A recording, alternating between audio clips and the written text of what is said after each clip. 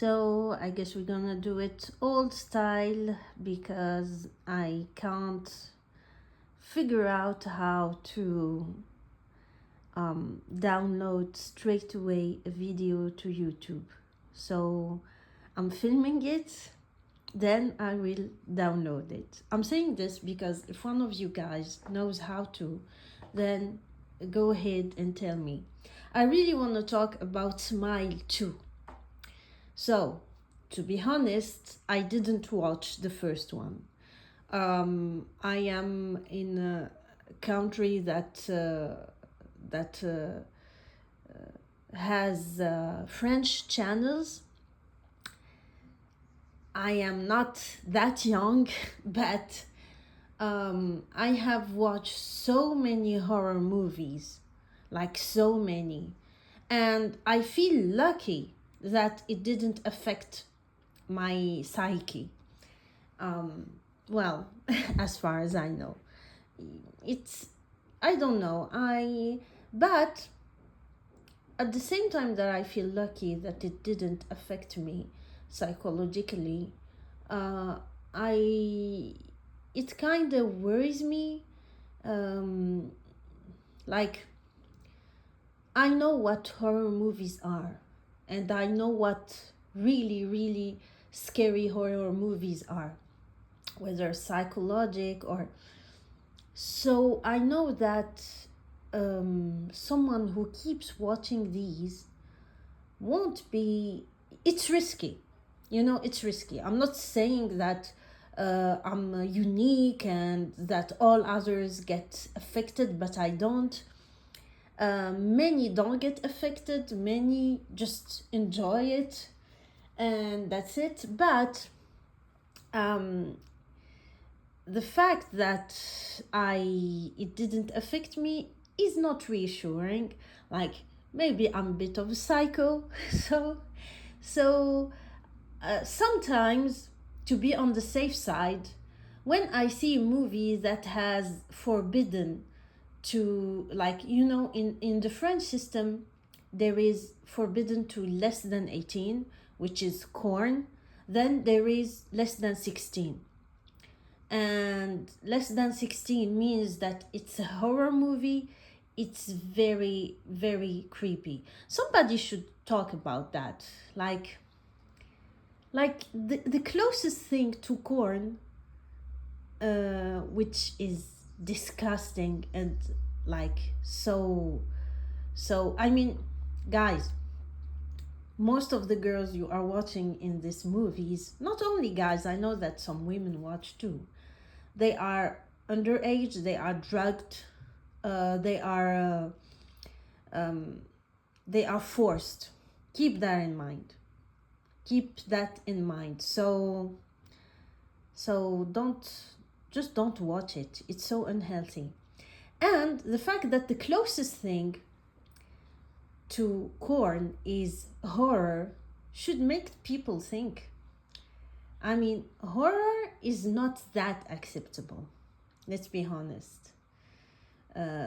Watching horror movies, being addicted to horror movies will of course end up in a bad way for you. Like, if you know what's good for you, I'm not saying don't watch it, but don't abuse it.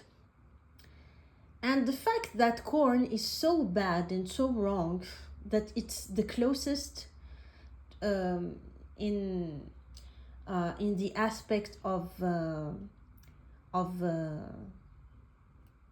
can I say that, of is it okay or not okay to watch? Yeah, it should make you think. So when they were when they put on TV Smile 1, and I saw that it's so creepy that it's it has the highest how can I say that, the highest forbidding to watch after a corn movie, of course. I decided not to watch it. I was like, listen, dude, you keep watching these horror movies. And like I was I've I've been watching some, so I thought, no, leave it there.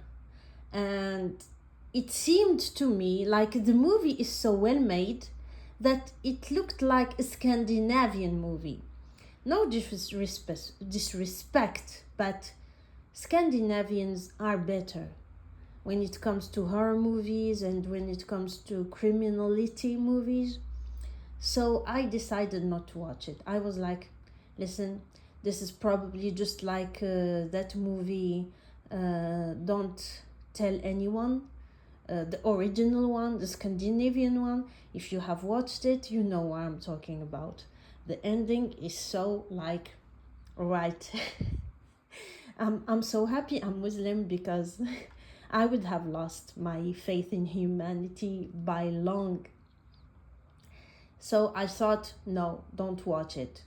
And when Smile 2 came on theaters, I was like, I need to watch it. Like, this movie, the first one, is so well made that I didn't think it's American. I thought it's Scandinavian.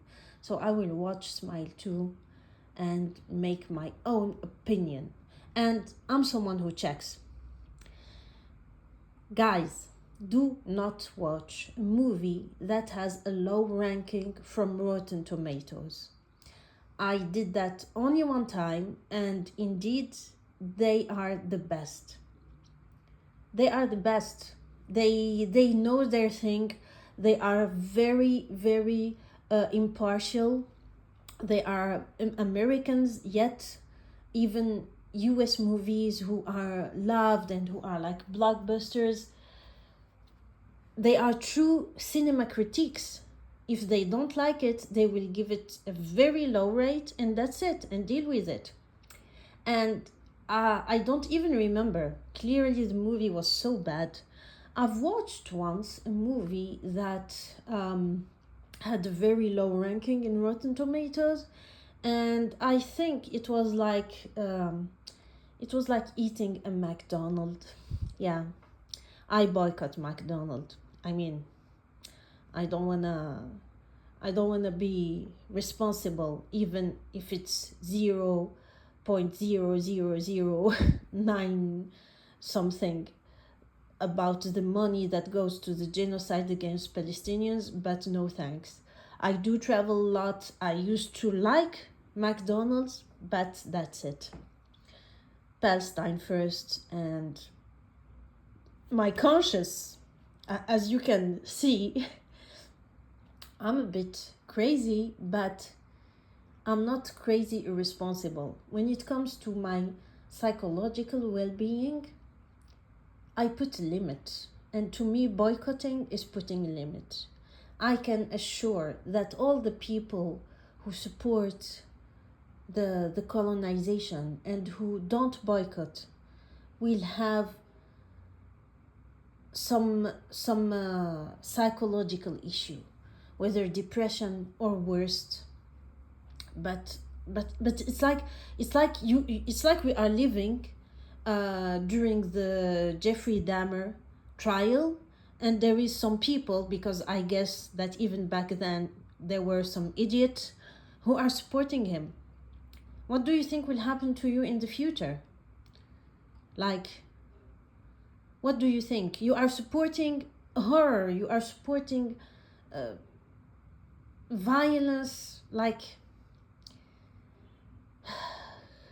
may Allah be with the Palestinians, honestly.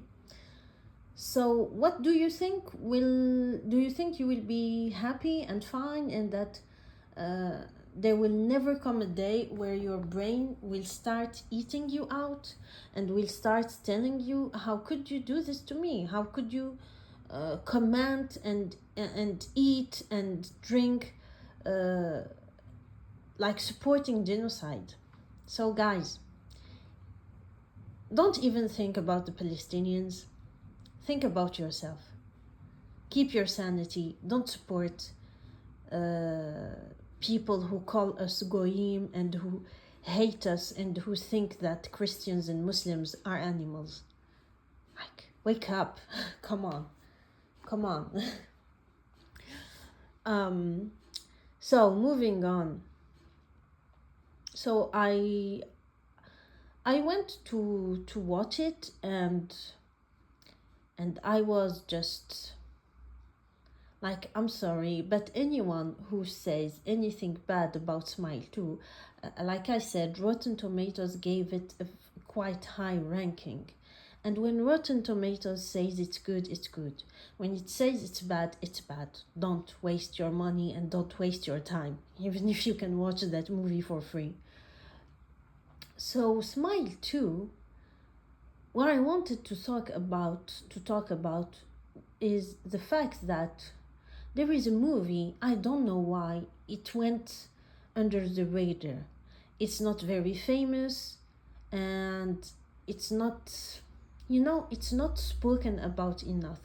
It's called Vox Lux. Vox Lux, it's the main role is given to Natalie Portman, which I still like, sorry.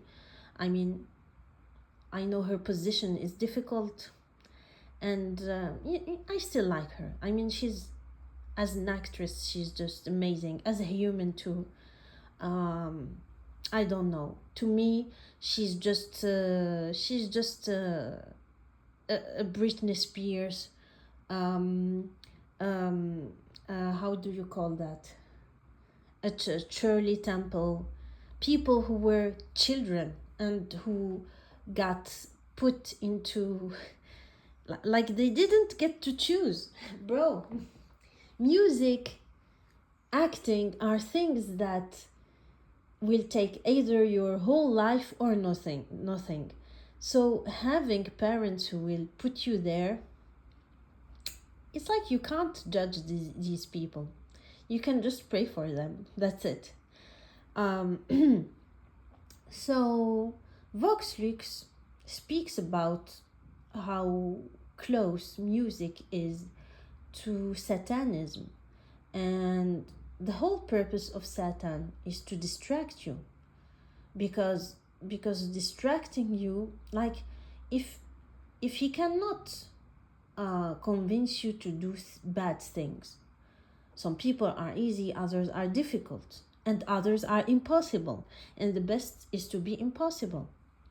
Like, listen, mate, if I want to listen to music, I will listen to music. If I don't want to, I won't. But you can't trick me. And this is the best way you can be against Satan. But many people, they are not. And music is a way to distract, people, and to waste your time. So Vox Lux talks about this, about the fact that many artists, they have been forced, actually. They have been literally forced. They were way too young to make such decisions, and whether because it was a matter of life or death, or a matter of satisfying the people around you, like in Smile 2, they found themselves in this, and they found themselves trapped, and they couldn't get out of this. And it saddens me to say this, but in Smile 2, many have understood that the demon's work began quite early in the movie.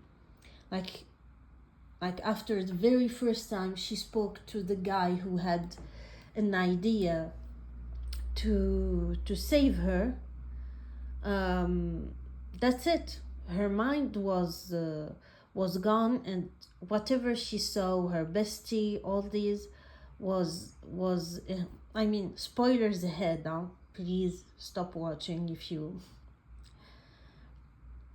So, all right. I hate being spoiled about a movie or something. So trust me. So that's the thing, and I don't understand. Also, what I want to talk about, I don't get why some people hate on it. Why would you hate on such an amazing movie? I can understand that for some people who are literal fanatics of some singers and who forget that these are just humans, they are not the smartest humans. The best is they are victims. The worst is that they are totally into it, like PDD, and they are here to do bad things. Their music is bad. The purpose of their music is bad. So that's all that artists are like this. Half are victims, the other half are into this, and they become themselves the perpetrators. But very, very few are true artists. Very few. So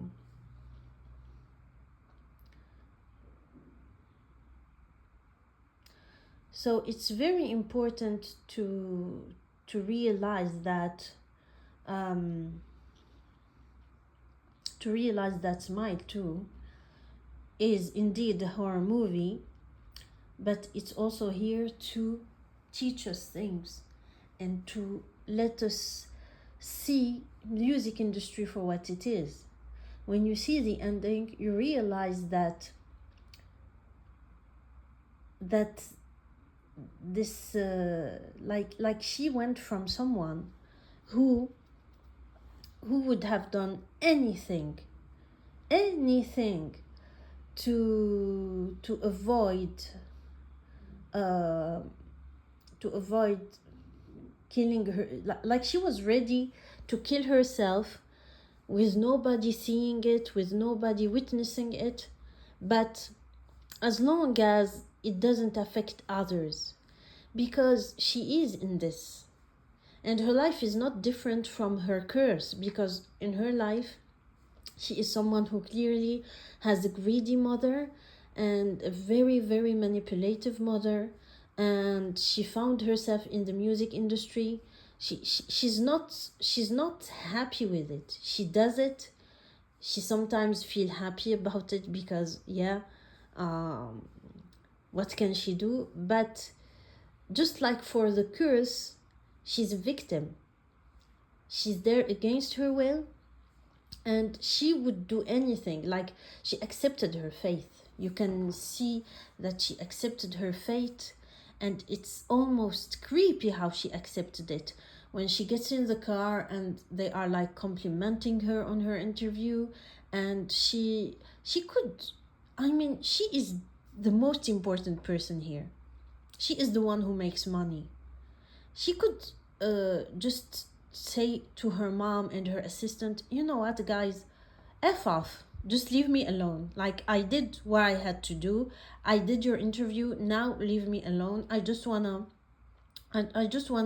talk about something else, or listen to my music, or do anything. Instead of that, she lets them talk and she puts her AirPods on and she's listening to her music, and that's it. She's not resisting anymore. She's not defending herself anymore. She's not even defending her right to rest, to rest. After work, you just say, listen, I don't want to talk about work right now. I just want to relax.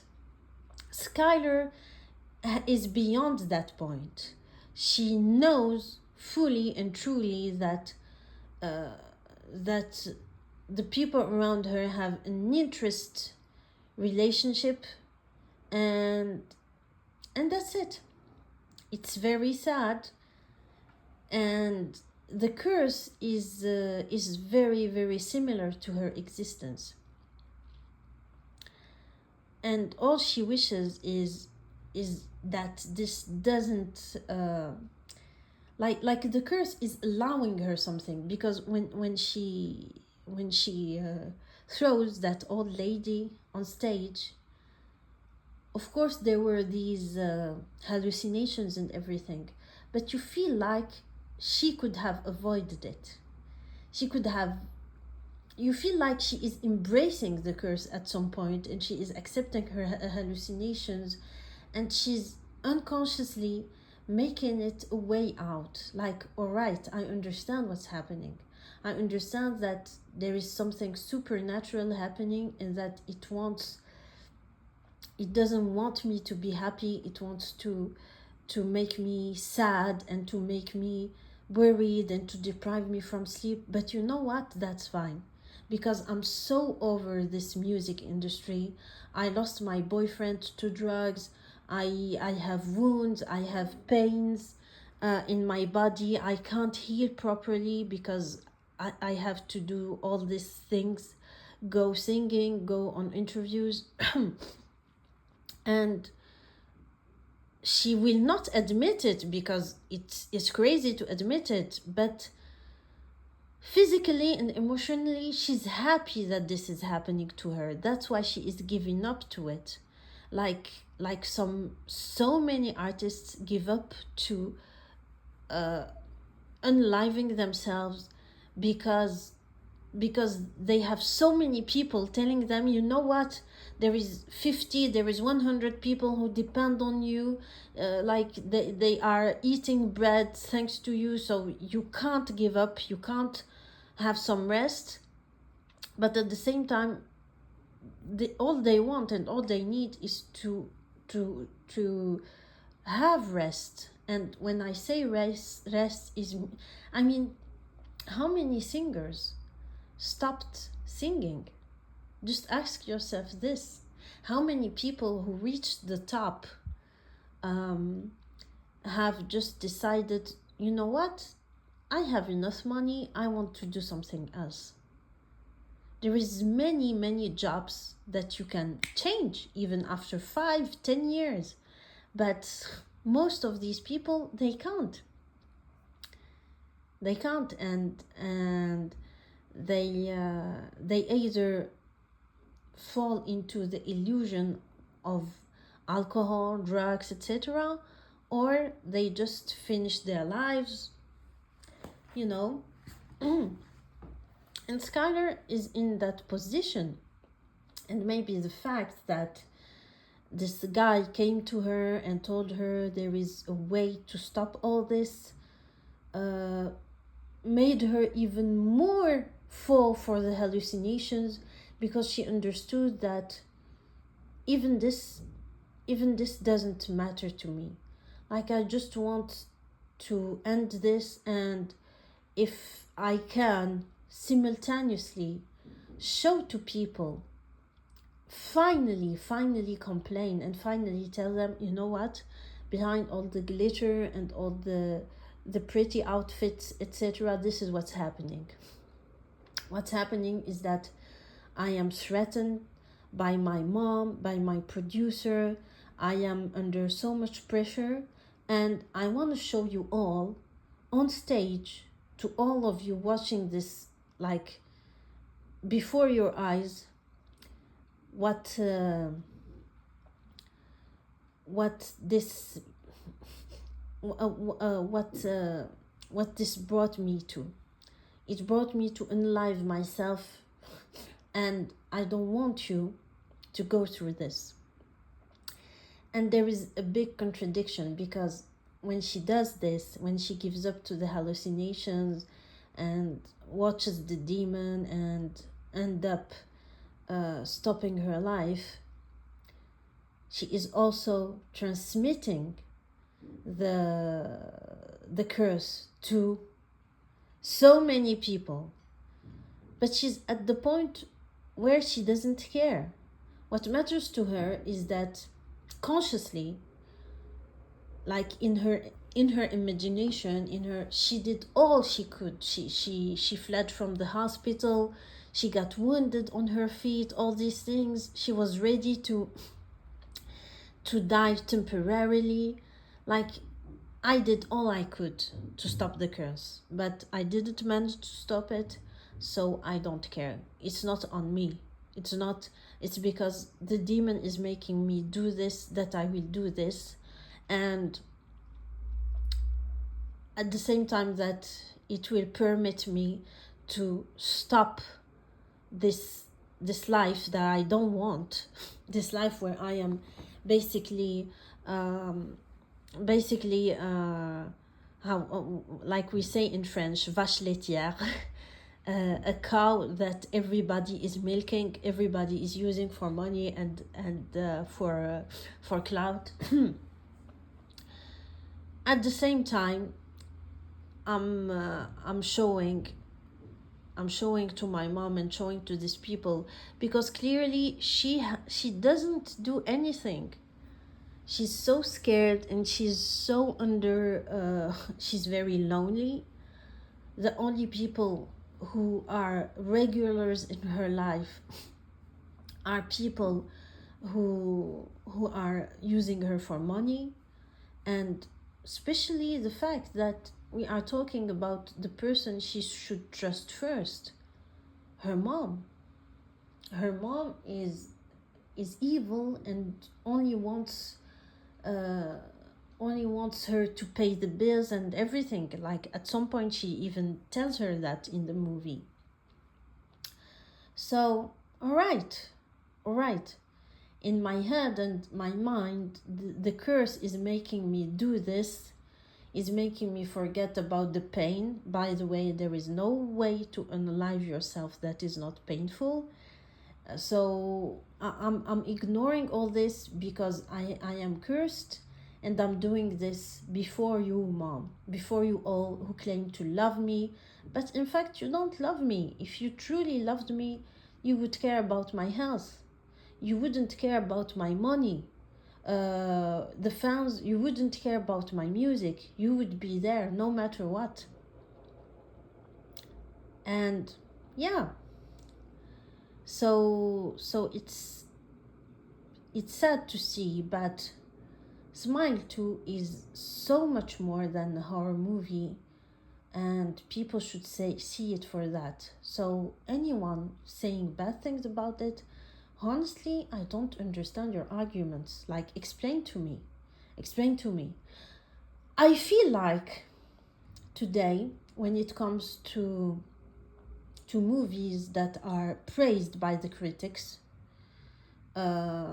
people who go against the wind and say, yeah, but no, it was not such a good movie. And your problem is that it's not bloody enough. It's very, very dumb to say this, because Smile 2 is very, very bloody and horrible and everything. So are we at the point where we need movies that have meaningless, horrible, disgusting violence to say, this is a good horror movie? Like, guys, get a brain. Honestly, get a brain. This is so dumb and so stupid.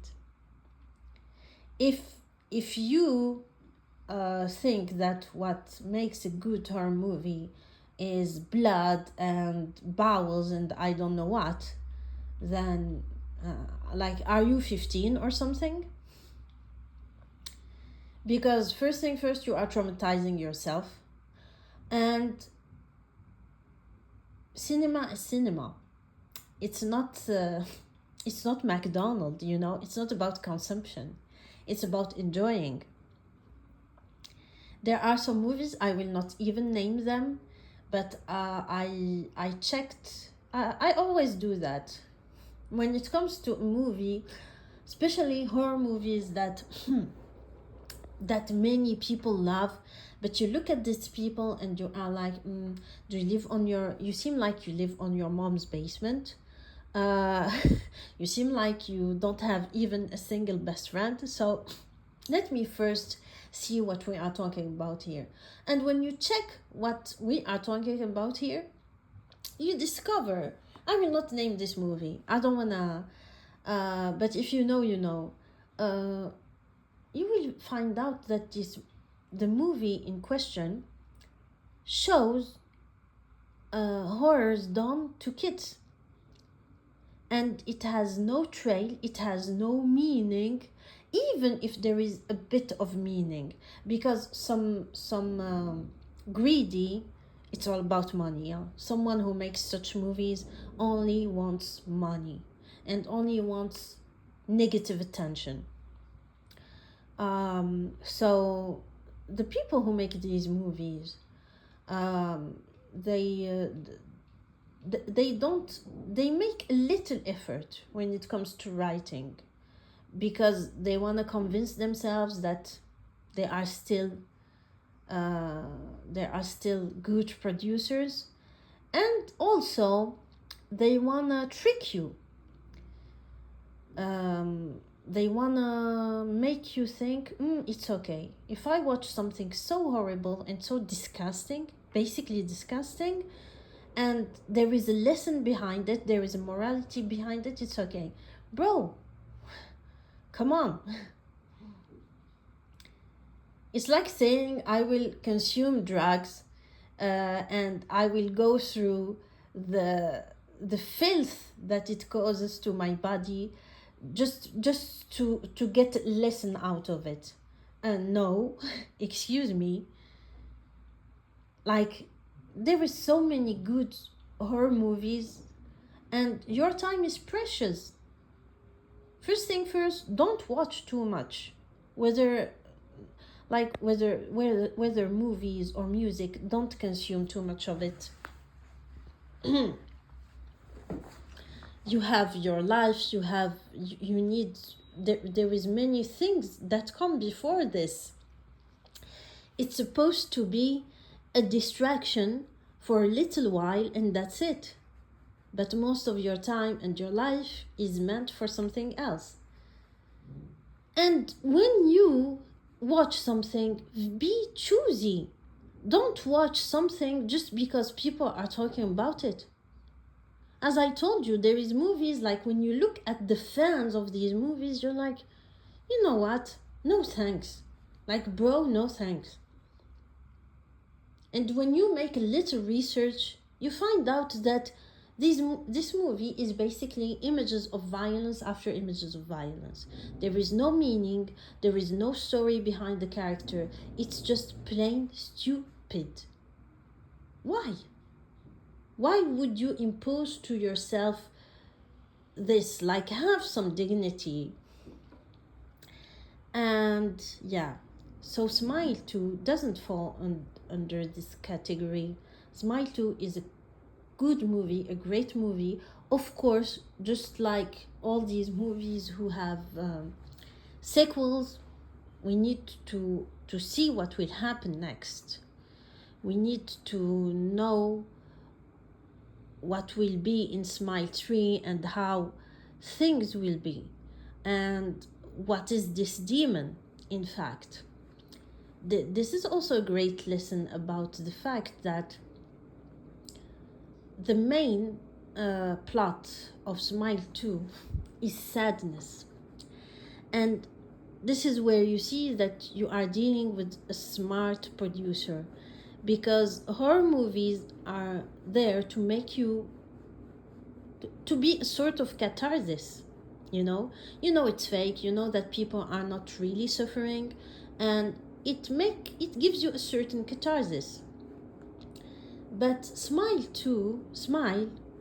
is criticizing how this catharsis work, because instead of feeling a catharsis when the main cursed person stops her or his life, the person who watches it gets cursed. This and it's so beautiful to finally see a movie that speaks about this, that speaks about it's not okay. It's not okay to watch someone end his life. It will affect you, and it might affect you so much that it's practically a curse. And Smile is about this, and that's really a tour de force. For a movie that is supposed to be horror. Like, yeah.